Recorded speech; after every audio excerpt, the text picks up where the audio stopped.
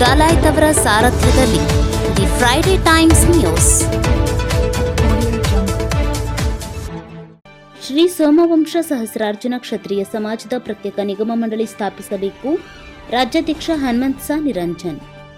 ಶ್ರೀ ಸೋಮವಂಶ ಸಹಸ್ರಾರ್ಜುನ ಕ್ಷತ್ರಿಯ ಸಮಾಜಕ್ಕೆ ಪ್ರತ್ಯೇಕವಾಗಿ ಅಭಿವೃದ್ಧಿ ನಿಗಮ ಮಂಡಳಿ ಸ್ಥಾಪನೆ ಸೇರಿ ವಿವಿಧ ಬೇಡಿಕೆಗಳನ್ನು ಈಡೇರಿಸುವಂತೆ ಒತ್ತಾಯಿಸಲು ನಡೆಯುತ್ತಿರುವ ಹೋರಾಟದ ರೂಪುರೇಷೆ ಸಿದ್ಧಪಡಿಸುವುದು.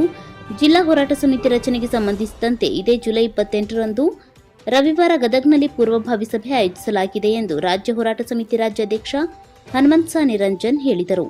ನಗರದ ಪತ್ರಿಕಾ ಭವನದಲ್ಲಿ ಗುರುವಾರ ಕರೆದ ಸುದ್ದಿಗೋಷ್ಠಿಯಲ್ಲಿ ಅವರು ಮಾತನಾಡಿ, ಅಂದು ಬೆಳಿಗ್ಗೆ 10 ಗಂಟೆಗೆ ಗದಗ್ ನಗರದ ಹಳೆ ಸರಾಫ್ ಬಜಾರ್ನಲ್ಲಿರುವ ಅಂಬಾಭವಾನಿ ದೇವಸ್ಥಾನದ ಲಕ್ಷ್ಮಣಸ ಸಭಾಂಗಣದಲ್ಲಿ ಗದಗ್ ಜಿಲ್ಲಾ ಮಟ್ಟದ ಪೂರ್ವಭಾವಿ ಸಭೆಯನ್ನು ಕರೆಯಲಾಗಿದೆ ಎಂದರು.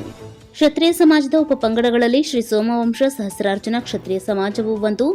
ನಾವು ಮೂಲತಃ ಮಧ್ಯಪ್ರದೇಶದವರು. ವ್ಯಾಪಾರವನ್ನು ಅರಸಿ ವಿವಿಧ ರಾಜ್ಯಗಳಲ್ಲಿ ವಿಂಗಡಣೆಯಾಗಿದ್ದೇವೆ.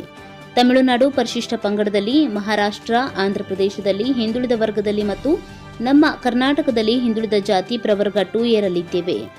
ನೇಕಾರಿಕೆಯೇ ನಮ್ಮ ಮೂಲ ವೃತ್ತಿಯಾಗಿದ್ದು ನಾವು ಅತ್ಯಂತ ಸ್ವಾಭಿಮಾನಿಗಳು. ಸೇವಾ ವೃತ್ತಿಯಾದ ಖಾನಾವಳಿ, ಸೋಡಾ ಕೋಲ್ಡ್ ಡ್ರಿಂಕ್ಸ್, ಆಟೋ, ಕಿರಾಣಿ ಮತ್ತು ಬೀದಿ ಬದಿ ಸಣ್ಣಪುಟ್ಟ ಗ್ಯಾರೇಜ್, ಪಂಚರ್ ಅಂಗಡಿ, ವಾಚ್ ರಿಪೇರಿ, ಟೇಲರ್ ವ್ಯವಹಾರಗಳನ್ನು ಮಾಡಿಕೊಂಡು ಜೀವನವನ್ನು ಸಾಗಿಸುತ್ತಿದ್ದೇವೆ. ನಮ್ಮ ಸಮಾಜದಲ್ಲಿ ಕೆಲವು ಬೆರಳೆಣಿಕೆಯಷ್ಟು ಜನರು ಮಾತ್ರ ಶ್ರೀಮಂತರಿದ್ದಾರೆ. 90% ಕಡಬಡವರಿದ್ದಾರೆ. ರಾಜ್ಯದ ಪ್ರಮುಖ ಜಿಲ್ಲೆಗಳಾದ ಹುಬ್ಬಳ್ಳಿ, ಧಾರವಾಡ, ಗದಗ್, ಬಾಗಲಕೋಟೆ, ರಾಯಚೂರು, ಕೊಪ್ಪಳ, ಬಳ್ಳಾರಿ, ವಿಜಯನಗರ, ಬೆಂಗಳೂರು, ಹಾವೇರಿ, ವಿಜಾಪುರ ಹಾಗೂ ಬೆಳಗಾವಿ ಜಿಲ್ಲೆಗಳಲ್ಲಿ ಅತಿ ಹೆಚ್ಚು ಜನಸಂಖ್ಯೆ ಹೊಂದಿರುತ್ತೇವೆ. ನಮ್ಮ ಸಮಾಜವು ಆರ್ಥಿಕವಾಗಿ, ಸಾಮಾಜಿಕವಾಗಿ, ಶೈಕ್ಷಣಿಕವಾಗಿ ಹಾಗೂ ರಾಜಕೀಯವಾಗಿ ತುಂಬಾ ಹಿಂದುಳಿದ ಸಮಾಜವಾಗಿದ್ದು ಸುಮಾರು ವರ್ಷಗಳಿಂದ 2A ಮೀಸಲಾತಿಯಲ್ಲಿದ್ದರೂ ನಮ್ಮ ಸಮಾಜವು ರಾಜ್ಯ ಕೊಡಮಾಡುವ ಸವಲತ್ತುಗಳನ್ನು ಬಳಸಿಕೊಳ್ಳುವಲ್ಲಿ ತುಂಬಾ ವಿಫಲವಾಗಿರುತ್ತಿದ್ದೇವೆ. ಜೊತೆಗೆ ವಂಚಿತರಾಗುತ್ತಿದ್ದೇವೆ.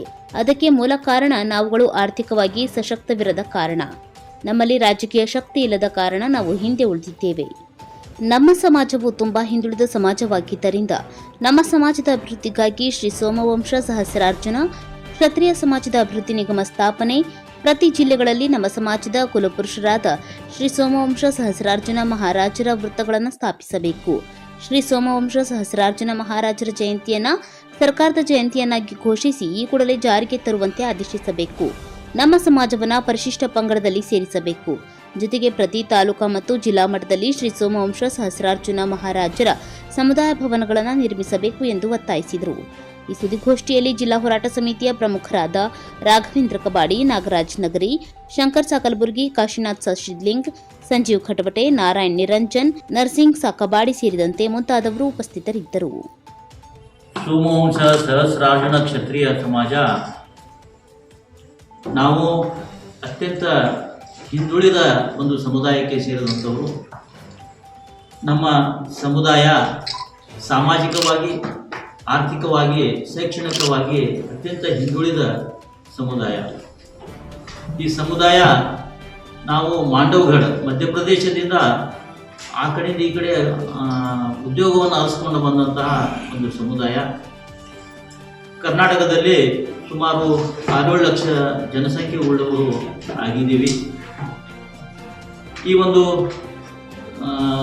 ಸಮಾಜ ಶ್ರಮಜೀವಿಗಳು ನಾವು. ಇಡ್ಲಿ ಸೆಂಟ್ರು, ಟೇಲರಿಂಗು, ಮೊದಲೆಲ್ಲ ನಮ್ಮದು ನೇಕಾರಿಕೆನೇ ನಾವು ಅವಲಂಬಿತ ಸಮಾಜ. ಈಗ ದೊಡ್ಡ ದೊಡ್ಡ ಫ್ಯಾಕ್ಟ್ರಿ ಆದಮೇಲೆ ನಮ್ಮ ನೇಕಾರಿಕೆಯೂ ಕೂಡ ಹೋಗ್ಬಿಟ್ಟಿದೆ.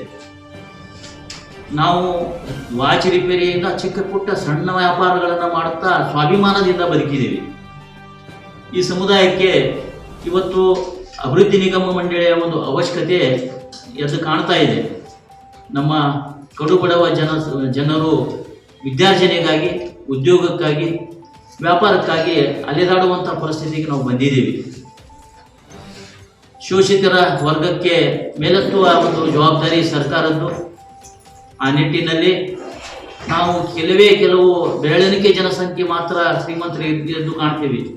ಆದರೆ 90% ಸಮುದಾಯ ಬಡರೇಖೆಗಿಂತ ಕೆಳಗಿದ್ದೀವಿ. ಸಾವ್ಜಿ ಹೋಟೆಲ್ ಅಂತ ಮಾಡ್ತೀವಿ, ಸೈಕಲ್ ರಿಪೇರಿ ಮಾಡ್ತೀವಿ, ಗ್ಯಾರೇಜು, ಚಿಕ್ಕ ಪುಟ್ಟ ಉದ್ಯೋಗಗಳೆಲ್ಲ ನಾವು ಇವತ್ತು ಆರಿಸ್ಕೊಂಡಿದ್ದೀವಿ. ಆ ಕಾರಣದಿಂದ ಸರ್ಕಾರಕ್ಕೆ ನಾವು ಈ ಹಿಂದೂ ಕೂಡ ನಿಗಮ ಮಂಡಳಿಗಾಗಿ ಹಕ್ಕೊತ್ತಾಯವನ್ನು ಮಾಡಿದ್ದೀವಿ. ಅದೇ ರೀತಿ ನಮ್ಮ ಸಮುದಾಯಕ್ಕೆ ಪರಿಶಿಷ್ಟ ಪಂಗಡದಲ್ಲಿ ಸೇರ್ಪಡೆ ಮಾಡಬೇಕು ಅನ್ನುವಂಥ ಒಂದು ಹಕ್ಕು ಒತ್ತಾಯವನ್ನು ರಾಜ್ಯಾದ್ಯಂತ ಈಗಾಗಲೇ ನಾವು ಮನವಿಯನ್ನು ಕೊಟ್ಟಾಗಿದೆ. ಮನವಿ ಕೊಟ್ಟದ್ದು ಅದು ಎಲ್ಲೇ ಹೋಗಿ ಕೂತ್ಕೊಂಡಿದ್ದೀವಿ ಅನ್ನೋದು ಒಂದು ನಮಗೆ ಯಕ್ಷ ಪ್ರಶ್ನೆಯಾಗಿದೆ. ಆ ಕಾರಣದಿಂದ ಇದಕ್ಕಾಗಿಯೇ ಒಂದು ಹೋರಾಟ ಸಮಿತಿಯನ್ನು ರಚನೆ ಮಾಡುವುದು ರಾಜ್ಯಾದ್ಯಂತ ಎಲ್ಲ ಯುವಕರ ಮತ್ತು ಹಿರಿಯರ ಮಾತೆಯರ ಒಂದು ಕೂಗಾಗಿದೆ.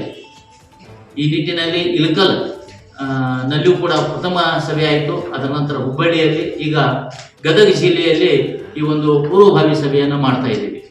ಇದಕ್ಕಾಗಿ ಒಂದು ಹೋರಾಟ ಸಮಿತಿಯನ್ನು ರಚನೆ ಮಾಡಿಕೊಂಡು ರಾಜ್ಯದ ಸರ್ಕಾರದ ಒಂದು ಕಣ್ತರಿಯುವಂಥ ಕೆಲಸ ಮಾಡುವ ಅನಿವಾರ್ಯತೆಗೆ ನಾವು ಬಂದಿದ್ದೀವಿ. ಸರ್ಕಾರಕ್ಕೆ ನಾವು ಕೈ ಜೋಡಿಸಿ ವಿನಂತಿ ಮಾಡ್ಕೋತೀವಿ, ಈ ಒಂದು ಸಮುದಾಯಕ್ಕೆ ನ್ಯಾಯವನ್ನು ದೊರಕಿಸಿಕೊಡಿ ಅನ್ನುವಂಥ ಕೂಗು ನಮ್ದಾಗಿದೆ. ಅದರ ಜೊತೆಗೆ ಈ ನಮ್ಮ ಸಮುದಾಯ ಕೇವಲ ಕೆಲವೇ ಜನಸಂಖ್ಯೆ ಇರುವುದರಿಂದ ಪರಿಶಿಷ್ಟ ಪಂಗಡಕ್ಕೆ ಸೇರ್ಪಡೆ ಮಾಡುವುದರಿಂದ ಯಾರಿಗೂ ತೊಂದರೆ ಆಗುವುದಿಲ್ಲ. ಇದು ನಮ್ಮ ಉದ್ದೇಶ. ಆ ಕಾರಣದಿಂದ ಪತ್ರಿಕಾ ಮಾಧ್ಯಮದ ಮೂಲಕ ನಾವು ಸರ್ಕಾರಕ್ಕೂ ಒಂದು ಗಮನ ಸೆಳೆಯುವುದರ ಜೊತೆಗೆ ಇದೇ 28ಕ್ಕೆ ಗದಗಿನ ಸರಾಪ ಬಜಾರ್ನಲ್ಲಿರ್ತಕ್ಕಂಥ ಅಂಬಾಬಾಯಿ ದೇವಸ್ಥಾನದಲ್ಲಿ ಒಂದು ಸಭಾಭವನದಲ್ಲಿ ಒಂದು ಪೂರ್ವಭಾವಿ ಸಭೆ ಕರೆದಿದ್ದೀವಿ. ಗದಗ ಜಿಲ್ಲೆ ಎಲ್ಲ ತಾಲೂಕಿನಿಂದ ನಮ್ಮ ಸಮಾಜದ ಜನ ಅವತ್ತು ಬರ್ತಾ ಇದ್ದಾರೆ. ಅವತ್ತು ಚರ್ಚೆಯಾಗಿ ಜಿಲ್ಲಾ ಸಮಿತಿಯನ್ನು ರಚನೆ ಮಾಡ್ತಾ ಇದ್ದೀವಿ. ಅಲ್ಲಲ್ಲಿ ಜಿಲ್ಲಾ ಸಮಿತಿಗಳು ರಚನೆ ಆದ ನಂತರ ರಾಜ್ಯ ಸಮಿತಿ ರಚನೆ ಮಾಡಬೇಕು ಅನ್ನುವಂಥ ಉದ್ದೇಶವನ್ನು ಇಟ್ಕೊಂಡಿದ್ದೀವಿ.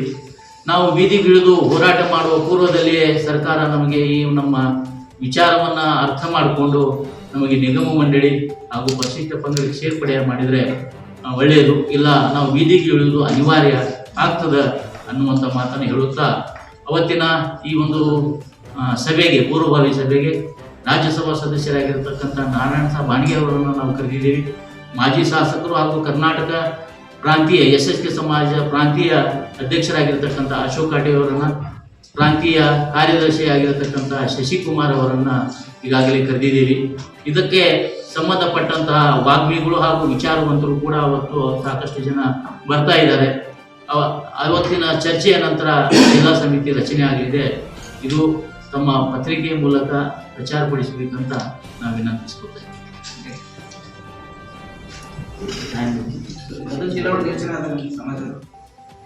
ಸರ್, ಗದಗ ಜಿಲ್ಲೆಯೊಳಗೆ ಸಮಾಜ ಜನಸಂಖ್ಯೆ ಎಷ್ಟು? ನಮ್ಮ ಗದಗ ಜಿಲ್ಲೆ, ಗದಗ ಒಂದು ತಾಲೂಕಿನಲ್ಲೇ ನಮ್ಮದು 38,000 ಜನಸಂಖ್ಯೆ ಇದೆ. ಗದಗ ತಾಲೂಕಿನಲ್ಲಿ, ಗದಗ ಜಿಲ್ಲೆಯಲ್ಲಿ ಸುಮಾರು 1 ಲಕ್ಷದ ಸಮೀಪ ನಮ್ಮ ಸಂಖ್ಯೆ ಇದೆ. ಅಂದರೆ ಗದಗ ಜಿಲ್ಲೆಯಲ್ಲಿ ಗಜೇಂದ್ರಗಡ, ರೋಣ, ನರಗುಂದ, ಅದೇ ರೀತಿ ನಮ್ಮ ಲಕ್ಷ್ಮೇಶ್ವರ, ಶಿಗ್ಲಿ, ಮುಂಡರಗಿ, ಈ ಎಲ್ಲ ಕ್ಷೇತ್ರಗಳು ಕೂಡ ಗದಗ ಜಿಲ್ಲೆಗೆ ಬರ್ತವೆ. ನಾವು ಹರದಂಚೆ ಹೋಗಿದಂಥ ಸಮುದಾಯ, ಒಂದೇ ಕಡೆ ಹೆಚ್ಚಿನ ಸಮುದಾಯ ಒಂದು ಕಡೆ ಇರುವುದು ತುಂಬ ಕಡಿಮೆ. The Friday times news Gadag.